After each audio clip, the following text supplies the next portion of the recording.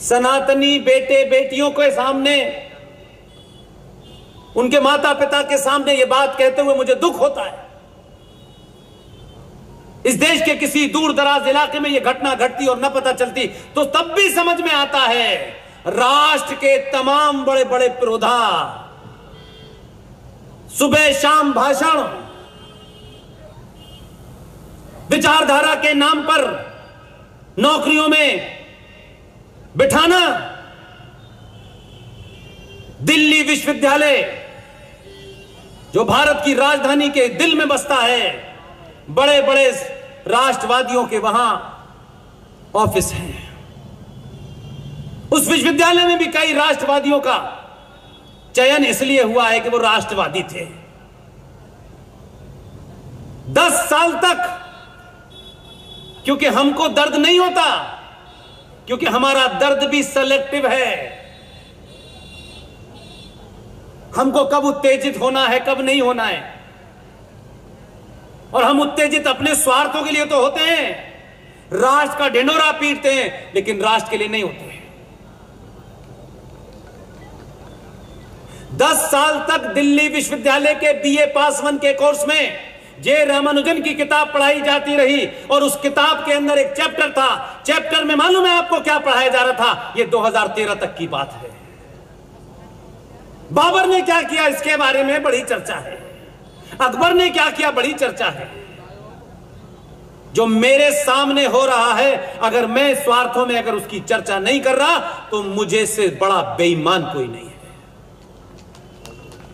BA पास 1 के course में जे रामानुजम की किताब में यह पढ़ाया जा रहा था, दिल्ली विश्वविद्यालय के एक कोर्स में, कि सीता जी का जन्म रावण की छींक से हुआ है। यह हंसने की बात नहीं है, यह बड़ी तकलीफ की बात है। या तो हम सच में उन्हें अपना आराध्य देवता मानते हैं या स्वार्थों के लिए कहते हैं, यह तय करना है। और फिर अगली लाइन लिखी गई, माता सीता के भगवान राम के भाई लक्ष्मण के साथ नाजायज संबंध थे। क्या उन 10 सालों में जो लोग सनातन की बात करते हैं, राष्ट्र की बात करते हैं, भगवान राम की बात करते हैं, सीता जी की बात करते हैं, क्या उनके बच्चे उन 10 सालों में उन क्लासों में नहीं पढ़े होंगे?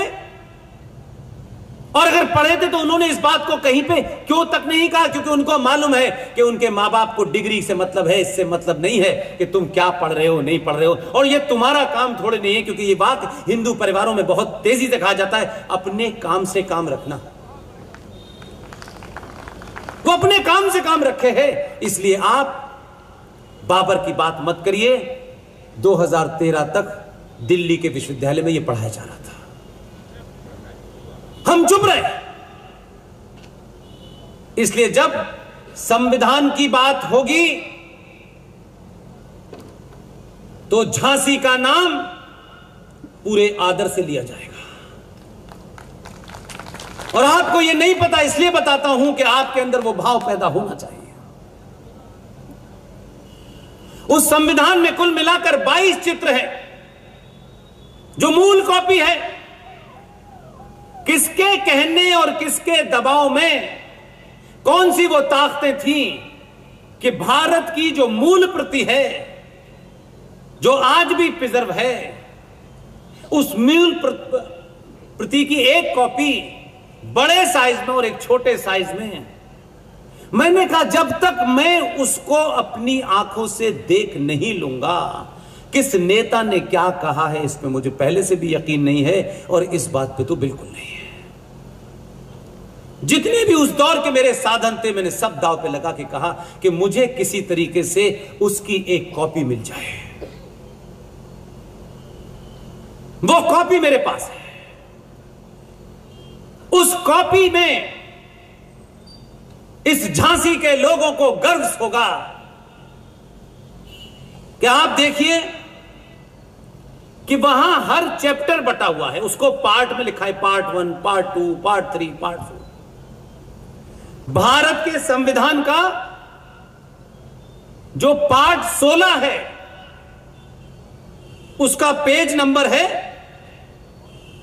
161। भारत के मूल संविधान की जो प्रति है उसमें चैप्टर 16 पेज 161 उसमें सब कुछ लिखा है, लेकिन ऊपर झांसी की रानी लक्ष्मीबाई की तस्वीर बनी हुई है।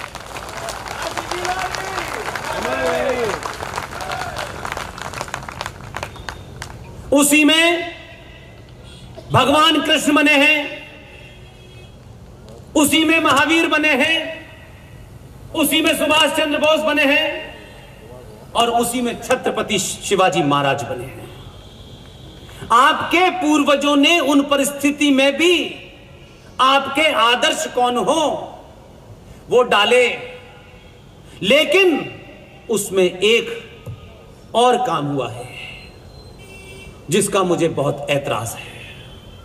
जब यह पूरी घटना पता चली कि डॉक्टर राजेंद्र प्रसाद और अंबेडकर के थॉट ने यहां तक पहुंचा दिया, तो फूल वाले चचा को भी कुछ पता चल गया। और फिर उसमें एक इस्लामिक जिहादी जो कर्नाटक के अंदर टीपू सुल्तान के नाम से जाना जाता है, उसकी भी तस्वीर डाली गई। फिर उसमें, क्योंकि हम इतिहास को वो पढ़ते हैं जो लिखा लिखाया होता है, जब लिखा गया कि अकबर नाम का एक राजा था जो बड़ा सेकुलर था, उसकी सेकुलरिज्म सिर्फ इसी बात पे थी कि उसने किसी हिंदू महिला से शादी की थी। लेकिन उसके सेकुलरिज्म पे हमने कभी यह सवाल नहीं उठाया कि यह कैसा सेकुलर था भाई जिसने उस भूमि जिसे हम प्रयागराज कहते थे वहां उसका नाम इलाहाबाद रख दिया गया। उसकी तस्वीर भी डाली गई है। लेकिन फिर भी मैं इस बात में खुश हूं कि 2 जिहादी तस्वीरें उसमें हैं, लेकिन बाकी सारी हमारी हैं। यह मूल प्रति की कॉपी सरकार छपवाए और जो कीमत वो लेनी चाहती है वो ले ले, तब आपको पता चलेगा कि छत्रपति शिवाजी महाराज के बारे में अलग कंट्राडिक्शन है।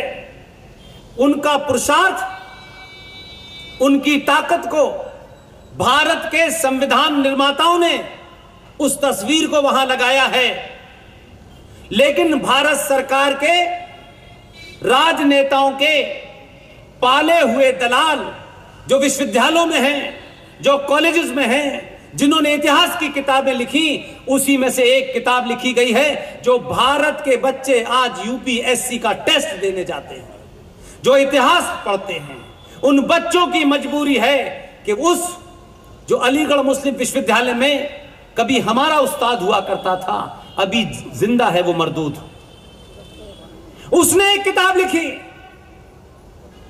आपका बेटा, हम सब के बेटे बेटियां, उस किताब में जो लिखा है अगर वो लिख के यूपीएससी में नहीं आएंगे तो नंबर कट जाएंगे। उसने अपनी किताब में लिखा है, वो किताब अभी तक चल रही है, और उस किताब में लिखा है शिवाजी एक पहाड़ी चूहा था। ये कंट्राडिक्शन है कि नहीं है? एक तरफ महाराजा छत्रपति शिवाजी ने, वो पहले शख्स थे जिन्होंने हिंदू राष्ट्र की घोषणा की थी, लेकिन इतिहासकारों ने तो उनको एक पहाड़ी चूहा लिख के बता दिया, खत्म। इसलिए आपके बच्चों के दिमाग में वही बसा हुआ है, इसलिए वो आपसे तर्क करते हैं कि किताब में तो ये लिखा है, मां आप ये बता रहे हो, पिता आप ये बता रहे हो, हम कैसे माने? तब हमें उस ओरिजिनल सोर्स पे जाना पड़ता है।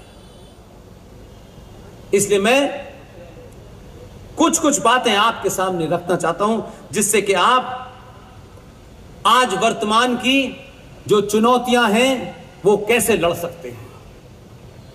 इसमें हर हथियार, और जब मैं हर हथियार कहता हूं तो कुछ लोग सोचते होंगे बंदूक तलवार की बात कर रहा हूं, इसमें हर हथियार जायज है। पहले आज से जब यह तथाकथित इंग्लिश व्यवस्था नहीं थी, तब भी हमारे गांव में एक व्यवस्था थी। गांव का कोई भी आदमी, उसकी जाति क्या है यह नहीं देखा जाता था। गांव में किसी लड़के ने या किसी लड़की ने कोई ऐसा कृत्य किया हो जो उन मान्यताओं और परंपराओं को ध्वस्त करता हो, तो सबसे पहला यह होता था कि उसका हुक्का पानी बंद कर दिया जाता था। करते थे कि नहीं करते थे? फिर उसके बाद उसे गांव से बहिष्कार किया जाता था। करते थे कि नहीं करते थे? तब आईपीसी नहीं थी, यही व्यवस्था थी। मेरा आपसे निवेदन है, आईपीसी आ गई है, आईपीसी सरकार लागू करेगी। समाज एक बात तय करे, जो लोग मेरी बहन बेटी को छेड़ेंगे, जो लोग मेरी मान्यताओं और परंपराओं को गाली देंगे, जो लोग देवी देवताओं का मजाक उड़ाएंगे, उनसे कोई संबंध नहीं रखना है।